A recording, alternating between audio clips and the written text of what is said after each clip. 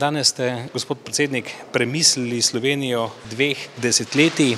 S kakšnimi občutki ste spremljali današnji dan?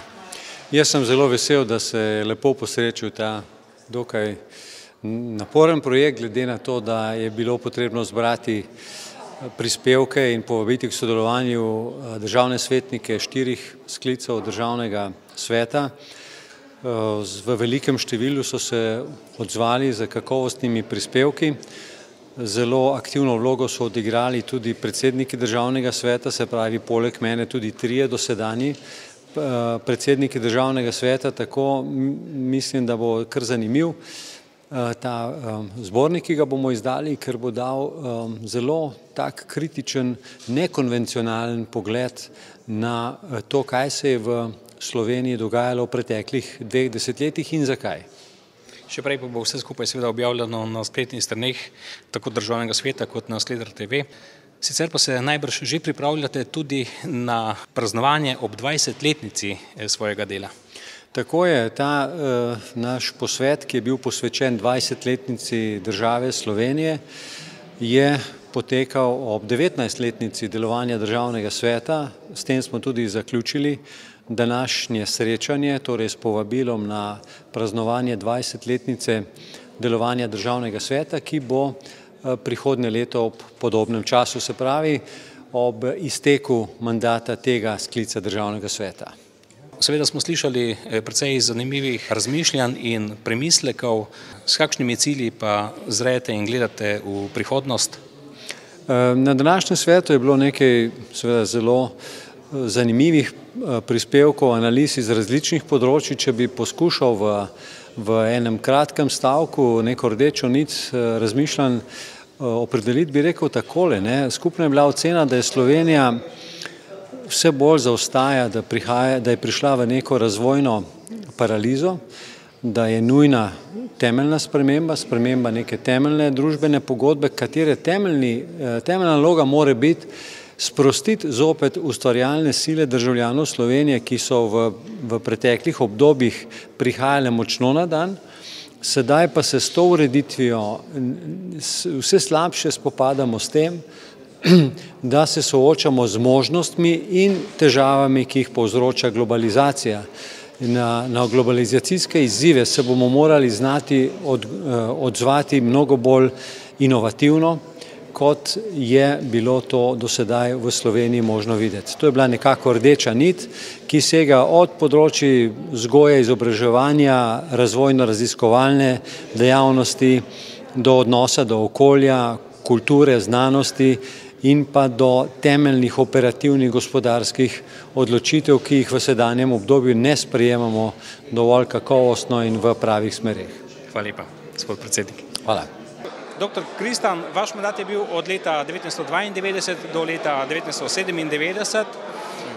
Kakšni časi so bili takrat? Ja, takrat bi rekel, kar se tiče dogajanja v Jugoslaviji, so bili zanimivi časi. To je bil v bistvu takrat preobrat. V bistvu je takrat šlo od menjave prejšnjega skupščinskega sistema, od 3-domne skupščine smo potem prišli na dvodomno, oziroma bi rekli na nepopolni dvodomni sistem z državnim zborom in državnim svetom.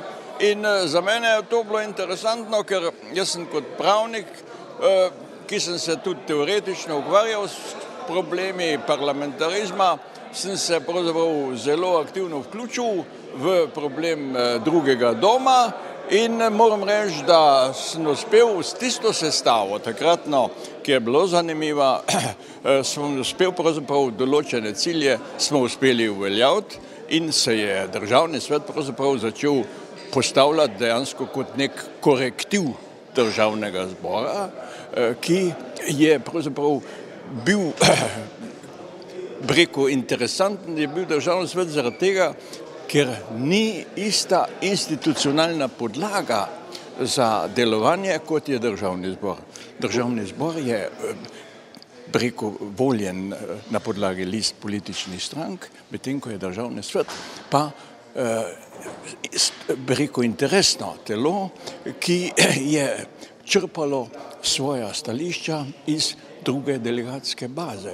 Gre za to, da je z tega zornega kota, ker so podlaga za delovanje državnega sveta interesne skupine, in to je 5 interesnih skupin, to je omogočalo državnemu svetu pravzaprav drugačno predstavljanje problemov v državnem zboru, kot pa državni zbor sam, ki pa je sestavljen na podlagi list političnih strank in je strankarska disciplina poslancev tisti problem pravzaprav, ki je poslancem onemogočal, da bi nekako samostojno razmišljali, kot pa so bili državni svetniki.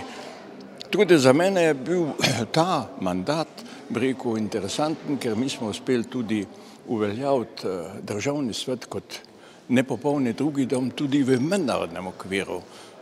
Jaz sem sodeloval na velikih mednarodnih simpozijih, kjer so ta naš model slovenski, tega nepopolnega doma, ki je bil utemeljen na interesni podlagi, so ga sprejemali kot interesantno rešitev za parlamentarni sistem, recimo tudi v Evropi, kjer je nekako bilo prepričanje, da je problem tega strankarskega monopola pravzaprav pripeljal parlamentarizem v eno slepo ulico. Se je od takrat, ko smo še študirali po vaših knjigah, pa do zdaj kaj bistvenega spremenilo?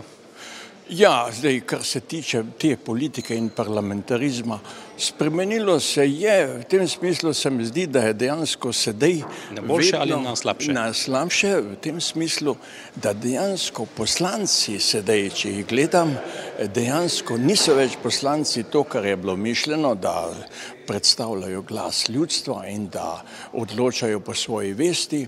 Sedaj je pravzaprav neka logika ene krute strankarske discipline. Poslanci so vezani strogo na preko disciplino in vrhovi strank so tisti, ki odločajo o tem, kako se bo glasovalo. Tako da je ta institut svobodnega poslanskega mandata, se mi zdi, da se je v celoti izgubil. In to je problem našega parlamentarnega sistema. Hvala lepa. Prosim. No in zdaj je meni gospod Tone Hrovat. Leta 2012 bo Državni svet proslavil 20-letnico svojega obstoja in dela. Kakšni so vaši spomini na to delo? Moram reči, da sem takrat, ko so govorili, da smo svetniki, da je svetniška funkcija častna, vzel to takole malo za hec.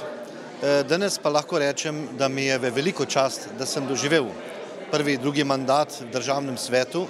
In ko pogledam prehojeno pot v tem obdobju, lahko rečem, da je Državni svet prispeval zelo veliko k demokraciji in mislim, da smo ponosni lahko tudi v samo vključitvijo v ustavni red, da ima drugačno funkcijo kot prvi dom, je drugi dom tako rekoč v resnici dopolnilo. Mislim, da je z nekaterimi popravki bi imel tudi bistveno večjo moč pri popravljanju zakonodaje. Seveda pa je edinstven v Evropi, saj ima tako rekoč velikokrat, mogoče celo, čeprav to marsikdo niti ne občuti, ne ve, sorazmerno dovolj velike kompetence, še posebej pa s takimi razpravami, kot je današnja, bilo jih je pa zelo, zelo veliko, pripomore k kvaliteti sprejemanja zakonodaje, k kvaliteti razprav, ko zakonodaja nastaja. Sam odložilni veto je mogoče tisti člen, ki je na nek način bil preigran mogoče v smer, ko bi bila lahko boljša. Samo odložilni veto in seveda ponovno odločanje o zakonodaji bi bilo potrebno, da se vzame zares, tako kot v ustavi piše, torej ponovno odločanje, ki je sestavljeno iz predlogov, različnih predlogov, v katerih se razpravlja in seveda tudi ponovno odloča, glasuje. Samo glasovanje, ponovnem glasovanju v Državnem zboru bi bilo s tem obogateno in sigurno kvaliteta zakonov boljša, še posebej, ko gre včasih na meji na skrižju z našo ustavo.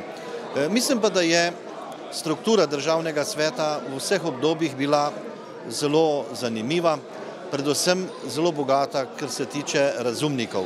Med svojo razpravo ste med drugim tudi poudarili, da je dvodobnost višja stopnja demokracije. Tako je.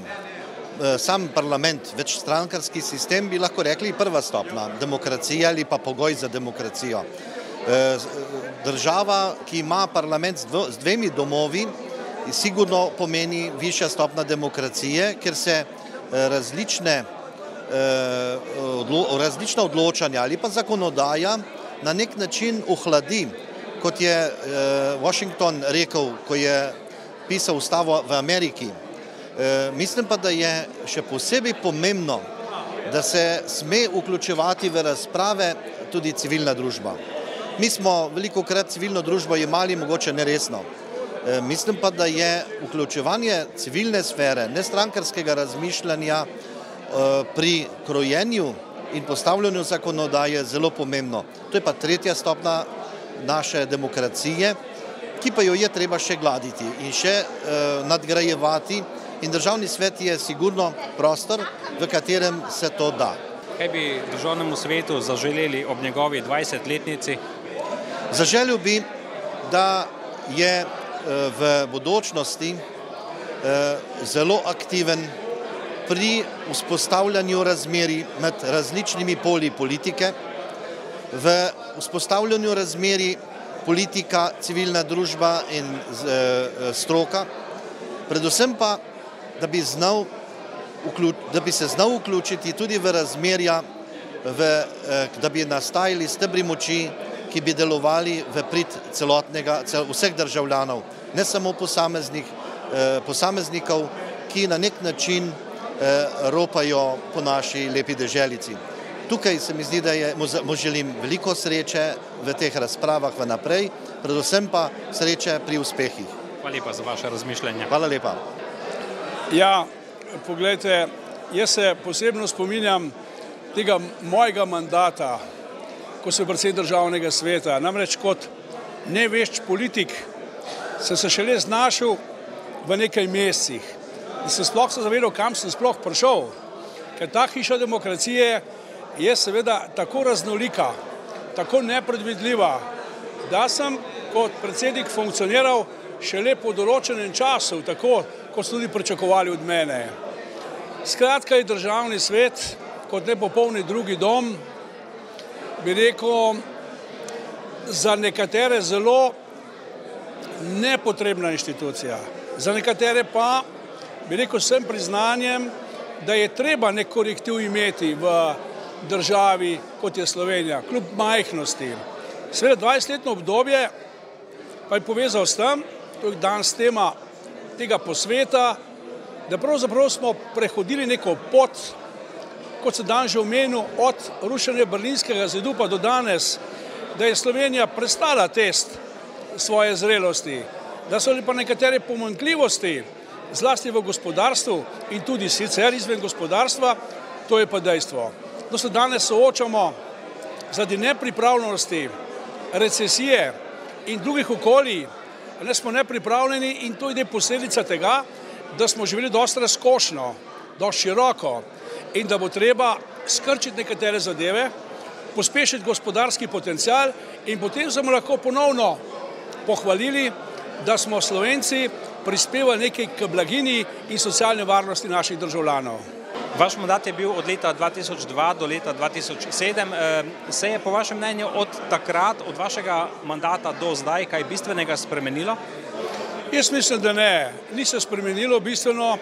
Državni svet še zmeraj glede informiranja javnosti ni dosegal cilja, da bi bil objavljen program njihov na 3. kanalu nacionalne televizije, ampak morajo to delati druge televizijske hiše, da poskušajo javnost obveščati sploh o dejavnosti državnega sveta. Drugače pa zakonodaja ostala ista, aktivnost državnega sveta je dobra in tako mora tudi naprej biti. Hvala lepa. Prosim.